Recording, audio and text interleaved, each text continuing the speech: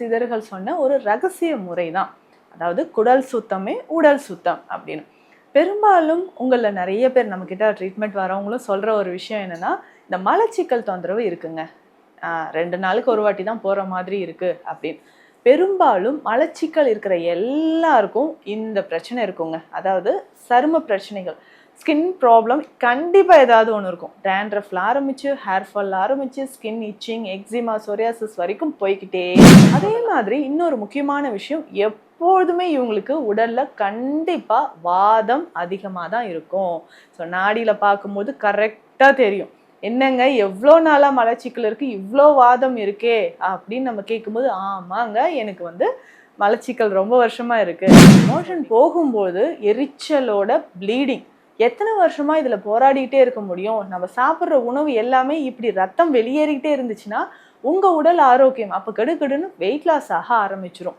So இந்த மாதிரி மலச்சிக்கல் இருக்கு அப்படின்னு சொன்னா, உடனே அதற்கான சிகிச்சை இதற்கு குடல்ல இருக்கக்கூடிய நம்ம கழிவுகளை வெளியேற்றுறதுக்கு என்ன செய்யலாம்? சித்தர்கள் சொன்ன ஒரு முக்கியமான வழிமுறை தான் இப்போ நான் உங்களுக்கு சொல்ல போகிறேன். ஸோ இதை நீங்கள் டெய்லி ஃபாலோ பண்ணிட்டு வாங்க. ஒரு 10 நாட்கள் ஃபாலோ பண்ணிவிட்டு அதுக்கப்புறம் நீங்கள் ஃபாலோ பண்ண வேண்டிய பின்பற்ற வேண்டிய மருந்து முறைகளும் நான் சொல்கிறேன். அதை ஃபாலோ பண்ணும்போது உங்களுக்கு நல்லாவே இம்ப்ரூவ்மெண்ட் தெரியும்.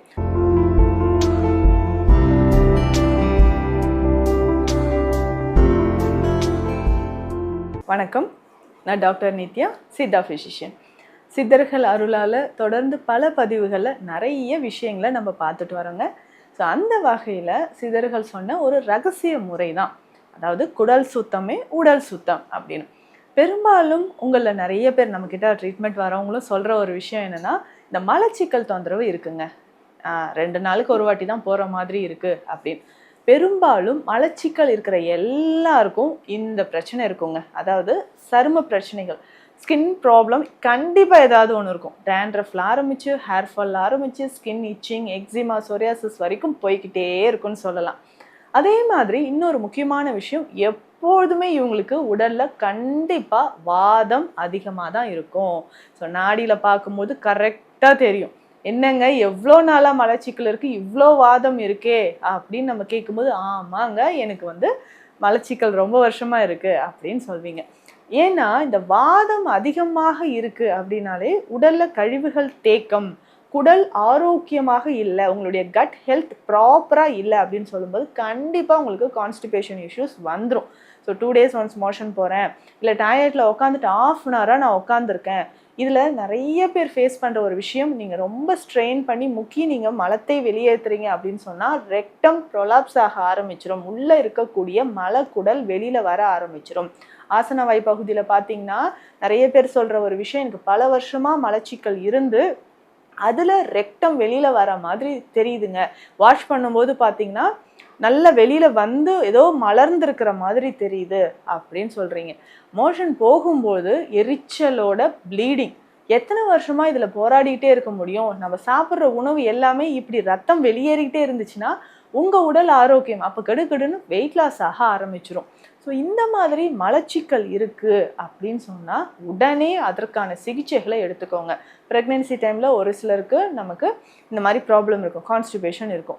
இல்லை நிறைய பேருக்கு என்னென்னா, நான் ஒர்க் போயிட்டுருக்கேன், ஸோ நேச்சர் ஆஃப் ஜாப் வந்து எனக்கு இந்த மாதிரி தாங்க, காலையில் போகணும், இப்படி போகணும், நைட் ஷிஃப்ட்டு, இதனால் எப்போ தூங்குறேன், எப்போ சாப்பிட்றேன், எப்போ எனக்கு மோஷன் போகிறேன், இந்த மாதிரி எதுவுமே கரெக்டாக என்னால் ஃபாலோ பண்ண முடியலன்னா சொல்கிறீங்க. ஒரு ஷெட்யூல் கரெக்டாக ஃபாலோ பண்ணிக்கோங்க.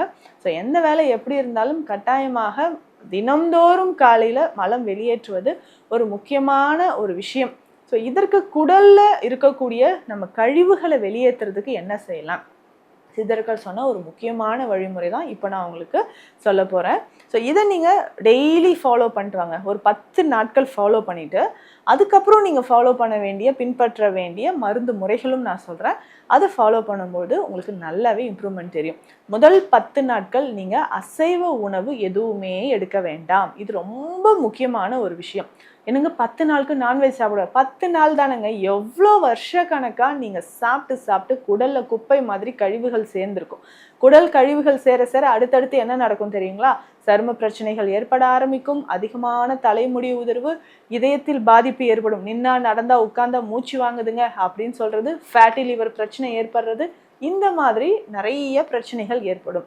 அப்போ இந்த குடல் பகுதியே நம்ம வந்து கிளென்ஸ் பண்ணும்போது முதல் 10 நாட்கள் அசைவ உணவுகள் எடுக்க வேண்டாம்.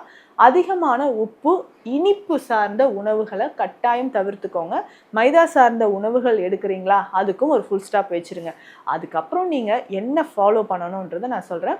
டெய்லி நைட்டு தூங்கும்போது 10 நாளும் இதை தான் நீங்கள் ஃபாலோ பண்ணணும். என்னென்ன ஃபாலோ பண்ணணும்னு சொல்கிறேன். இரவு உணவு ஒரு 7லேருந்து 8 மணிக்குள்ளே கட்டாயம் முடிச்சிருக்கோங்க. அதுக்கப்புறம் ஒரு 9 o'clock இல்லை 9:30க்குள்ளே நம்ம சொல்கிற மெடிசனை நீங்கள் எடுத்துக்கலாம். இதில் என்னென்ன மூலிகைகள் நம்ம சேர்க்க போகிறோம் அப்படின்னு பார்த்தோம்னா, ஸோ இது பேதி ஆகுமா அப்படின்னு நீங்கள் பயப்பட வேண்டாம். காலையில் எழுந்திரிச்சோன்னே ஐயோ ஆஃபீஸ் போகணும், இந்த மெடிசன் நைட்டு சாப்பிட்டா ஒரு 2-3 டைம்ஸ் மோஷன் போயிட போகுது, லூஸ் மோஷன் ஆக போகுது அப்படின்னு நீங்கள் பயப்பட வேண்டாம். குடலை நன்றாக சுத்தம் செய்வதற்கான வழிமுறை தான் இப்போ நம்ம செய்ய போகிறோம். அதை எடுத்துக்கும்போது ஈஸியாக உங்களுக்கு காலையில் மோஷன் போக ஆரம்பிச்சிடும். அந்த 10 நாள்லேயே அப்படி லைஃபே புதுசான மாதிரி நீங்கள் ஃபீல் பண்ணுவீங்க. அவ்வளோ நல்ல விஷயங்கள் உங்கள் உடலில் நடக்கும். ஸோ இதற்கு என்னென்ன தேவை அப்படின்னா, அதிமதுரம் பொடி 50 கிராம் எடுத்துக்கோங்க. ஏலக்காய் பொடி 50 கிராம். ஸோ ஏலக்காய் நல்ல ஒரு ஃபைபர் கண்டென்ட் இருக்கக்கூடியதுங்க. ஸோ இதை நல்லா பவுடர் பண்ணி நீங்கள் இதனோட சேர்த்துக்கலாம். ஸோ அதிமதுரம் பொடி 50 கிராம் நமக்கு தேவை. இதனோட ஏலக்காய் பொடி 50 கிராம், கீழாநெல்லி பொடி 50 கிராம், நிலாவாரை 50 கிராம், கடுக்காய் பொடி 50 கிராம், இதனோட பட்டை இருக்குது பார்த்தீங்களா, லவங்கப்பட்டை 50 கிராம் பொடி. இது எல்லாமே சம அளவு தான் நம்ம எடுக்கிறோம். ஸோ இந்த மூலிகைகள் எல்லாமே ஒன்று சேர்த்து இல்லை 100 கிராம் நீங்கள் ரெடி பண்ணி வச்சுக்கிட்டாலும் ஓகே தான். 2 பேர் நாங்கள் எடுக்க போகிறோம் அப்படின்னா 100 கிராமுக்கு நீங்கள் எடுத்து வச்சுக்கோங்க. எல்லா பவுடரும் மிக்ஸ் பண்ணிவிட்டு நைட்டு இது எப்படி சாப்பிட்ணும் அப்படின்னு கேட்டிங்கன்னா, ஒரு 100 ml ஹாட் வாட்டர் எடுத்துக்கோங்க. வெதுப்பான தண்ணி, ரொம்ப அப்படியே ரொம்ப சூடாக இருக்கணும்னு கிடையாது. ஸோ லியூக் வார்ம் வாட்டர் ஒரு 100 ml 5 கிராம்ஸ் இந்த பவுடரை ஆட் பண்ணும். ஒரு டேபிள் ஸ்பூன் ஃபுல்லாக எடுத்திங்கன்னா உங்களுக்கு 5 கிராம்ஸ் வரும். தண்ணியில் ஆட் பண்ணிக்கோங்க. இதில் மறக்காமல் 5லேருந்து 10 துளிகள் விளக்கெண்ணெய் சேர்த்துக்கணும். விளக்கெண்ணெய் சாப்பிட்டா நமக்கு காலையில் அப்படி லூஸ் மோஷன் ஆகுமா, அப்படி கிடையாது. அதுக்குன்னு சில எந்த அளவு எடுக்கணுன்றது இருக்குது. ஸோ நம்ம 5லிருந்து 10 துளிகள் தான் இதில் சேர்க்க போகிறோம். ஸோ பியூராக கேஸ்டர் ஆயில் வாங்கி வச்சுக்கோங்க. இந்த தண்ணியிலேயே நீங்கள் ஒரு 10 ட்ராப்ஸ் மட்டும் விட்டுட்டு இந்த தண்ணியை நைட்டு நீங்கள் தூங்கும்போது குடிச்சிருங்க. குடிச்சிட்டு அப்படியே இதுக்கப்புறம் எந்த உணவும் எடுக்க வேண்டாம். ஸோ நைட்டு நம்ம தூங்கிடணும். ரெகுலராக 10 நாட்கள் இதை ஃபாலோ பண்ணுங்கள். ஒரு 2வது நாள் 3வது நாள்லேயே உங்களுக்கு நல்லாவே ரிசல்ட் தெரியும். வயிறு குறைஞ்ச மாதிரி இருக்கே, ஏதோ காற்றுல நடக்கிற மாதிரி இருக்கே, வயிறு எம்டியாக இருக்கிற மாதிரி இருக்கே, நல்லா பசிக்குதே அப்படின்னு நமக்கு தோண ஆரம்பிக்கும். ஃபைபர் கண்டென்ட், நார் சத்து இருக்கிற உணவுகள் நிறைய எடுத்துக்கோங்க. கண்டிப்பாக தயிர், இதில் வெஜிடபிள்ஸ் சேர்த்து பச்சடி மாதிரி நீங்கள் எடுத்துக்கோங்க. உங்களுக்கு நல்ல ரிசல்ட் இருக்கும். ஸோ வெஜிடபிள்ஸ் அந்த தயிரோடு சேர்த்து நீங்கள் எடுக்கும்போது நல்லாவே குடல் பகுதியில் இருக்கக்கூடிய கழிவுகள் நமக்கு வெளியேற ஆரம்பிக்கும். அப்போது உடலே பார்த்தீங்கன்னா தன்னைத்தானே கிளென்ஸ் பண்ணிக்கிறதுக்கு நீங்கள் ஒரு வாய்ப்பு கொடுக்குறீங்க. அப்போது நம்ம உடலில் ரத்தத்தில் இருக்கக்கூடிய மொத்த கழிவுகளும் நல்லாவே வெளியேற ஆரம்பிச்சிடும். சரிங்களா? இந்த 10 நாள் முடிச்சுட்டு அதுக்கப்புறம் நான் என்னங்க ரொட்டீனாக ஃபாலோ பண்ணணும் அப்படின்னு கேட்டிங்கன்னா, 10 நாள் இந்த மெடிசனை முடிச்சுட்டு அதுக்கப்புறம் நீங்கள் தினந்தோறும் இரவு ஃபாலோ பண்ண வேண்டிய விஷயம் என்னென்ன அப்படின்னு கேட்டிங்கன்னா, கடுக்காய் மாத்திரை 2 எடுத்துக்கோங்க. அதே மாதிரி அதிமதுரம் மாத்திரை 2 எடுத்துக்கோங்க.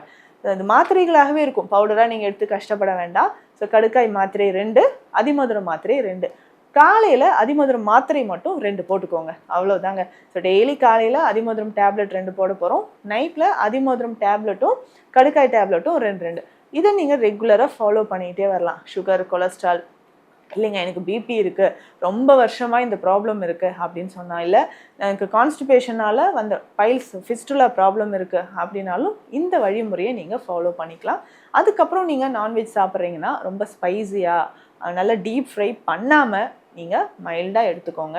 ஸோ நம்மளுடைய குடல் ஆரோக்கியம் தான் ரொம்ப முக்கியம். ஸோ இந்த கட் ஹெல்த்தை நீங்கள் ப்ராப்பராக மெயின்டைன் பண்ணிவிட்டு கழிவுகளை வெளியேற்றும் போது உடலில் பல நோய்கள், அப்புறம் பாருங்களேன் வாதம் உங்களுக்கு இல்லாமல் மூட்டு வலி எல்லாம் காணாமல் போயிடும். கண்டிப்பாக ட்ரை பண்ணி பாருங்கள். இது தொடர்பான மருத்துவ ஆலோசனைகள் தேவைப்பட்டால் ஸ்க்ரீனில் இருக்கிற நம்பருக்கு கால் பண்ணுங்கள். நன்றி.